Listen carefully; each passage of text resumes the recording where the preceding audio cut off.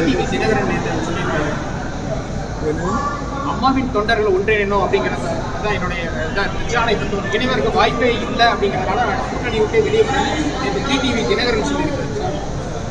அந்த கருத்தை பொறுத்தவரையிலும் மனதிலே அவருடைய எண்ணம் என்ன இருக்கிறது என்பதை அவரிடத்திலே தெரிந்து கொள்ள வேண்டுமே தவிர எங்களை போன்றவிடத்திலே கேள்வி கேட்பது. அம்மாவின் தொண்டர்கள் எல்லாருமே துரோகிகளை தூக்கிக்கிட்டு தான் சுத்திட்டு இருக்காங்க அப்படிங்கிற என்னை பொறுத்தவரையிலும் அவர் கருத்து பரிமாற்றத்தை பொறுத்தவரையிலும் அதற்கான உரிய பதிலை அவரால் தான் சொல்ல முடியுமே தவிர எங்களை போன்றவர் கருத்து சொல்வது சால பொருத்தமாக இருக்காது. சார், அவரு துரோகம் தலைவர்